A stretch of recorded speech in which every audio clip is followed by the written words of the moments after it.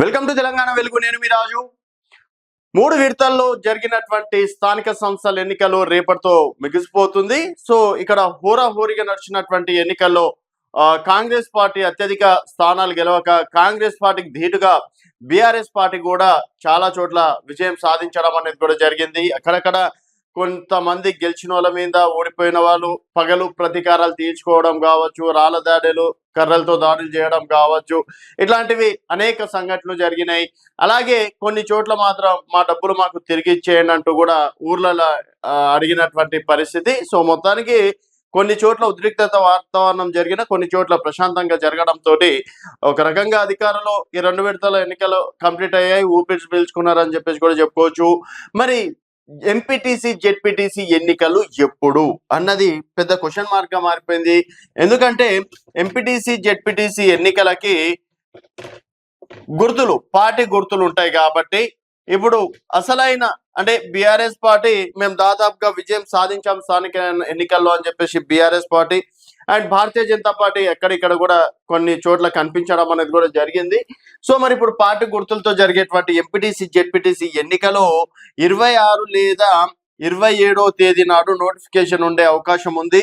జనవరి 26వ తేదీ గణతంత్ర దినోత్సవం సందర్భంగా గ్రామ పంచాయతీలలో ఇటు ఎంపీటీసీలు జెడ్పీటీసీలు సర్పంచ్లు ఉప సర్పంచ్లు వార్డు మెంబర్లతో సహా ఈ కార్యక్రమాన్ని నిర్వహించాలని చెప్పేసి కూడా భావిస్తున్నట్లు కూడా తెలుస్తుంది. సో ఇప్పటికీ 1.5 సంవత్సరం కంప్లీట్ అయింది ఎంపీటీసీ జెడ్పీటీసీ పదవి కాలం అయిపోయి. అండ్ రీసెంట్ గా అక్టోబర్ లో జరగాల్సినటువంటి ఎన్నికలో 50% రిజర్వేషన్లు ఏదైతే ఉందో ఆ 50% రిజర్వేషన్ల కారణంగా ప్రస్తుతం కోర్టులో స్టే నడుస్తుంది. అండ్ దీనికి సంబంధించి జంతర్ మంతర్ దగ్గర కూడా దీక్ష చేపట్టారు. కొంతమంది కాంగ్రెస్ పార్టీ అనుకూలంగా ఉన్న బీజేపీ అడ్డుపడుతుందని చెప్పేసి కొంతమంది, సో కాంగ్రెస్ పార్టీకి ఇవ్వడం ఇష్టం ఉంటే ఎట్లయినా సరే మోడీతో కొట్లాడి తెస్తారని చెప్పేసి కొంతమంది విమర్శలు చేస్తున్నారు. అండ్ మరి సర్పంచ్ ఎన్నికల్లో చూసుకున్నట్టయితే పార్టీ పరంగా మేము 42% రిజర్వేషన్లు ఇచ్చాము అని చెప్పేసి కాంగ్రెస్ పార్టీ చెప్పుకొచ్చారు. మరి ఇప్పుడు ఎంపీటీసీ జెడ్పీటీసీ ఎన్నికల్లో పార్టీ పరంగా రిజర్వేషన్లు ఇస్తారా లేకపోతే అధికారికంగా రిజర్వేషన్లు ఇస్తారా అన్నది మాత్రం సస్పెన్స్ గా నెలకొన్నది.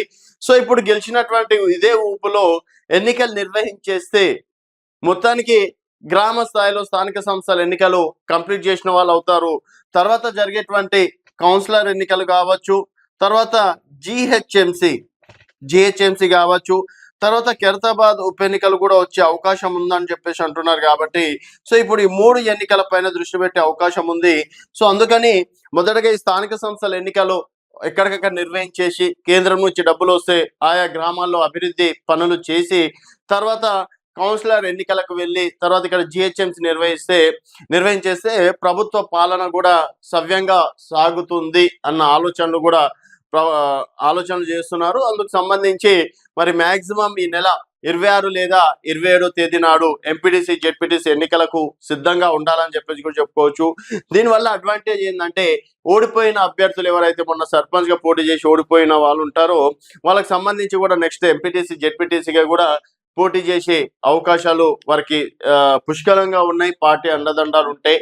మరి ఈ 26, 27 నాడు చేస్తున్నటువంటి ఆలోచన ఎంతవరకు నిజమవుతుంది అండ్ 50% రిజర్వేషన్ల కారణంగా మరికొన్ని రోజులు లేట్ చేస్తారా అండ్ ఇదే ఊపులో పెట్టేస్తే కాంగ్రెస్ పార్టీ డెఫినెట్ గా అంతో ఇంతో చాయిసెస్ ఉంటాయని చెప్పేసి పార్టీ పెద్దల నిర్ణయం తీసుకుంటున్నట్లు కూడా తెలుస్తుంది. సో ఓవరాల్ గా చూసుకున్నట్టయితే సర్పంచ్ ఎన్నికల తర్వాత జరగబోయే ఎంపీటీసీ జెడ్పీటీసీ ఎన్నికలకు పార్టీ పరంగానే ఇచ్చే అవకాశం ఉంది, లేకపోతే మరి హైకోర్టు తీర్పు వచ్చే వరకు వెయిట్ చేసే అవకాశాలు ఉన్నట్లు కూడా తెలుస్తుంది. అండ్ స్థానిక సంస్థలు నిజంగా ఇక్కడ బీఆర్ఎస్ కాంగ్రెస్ కి ధీటుగా అంటే పోటీలో ఉందని చెప్పేసి అనుకుంటున్నారా అనేది మీ అభిప్రాయాల కింద కామెంట్ రూపంలో తెలియజేయండి. చూస్తూనే ఉండండి తెలంగాణ వెలుగు.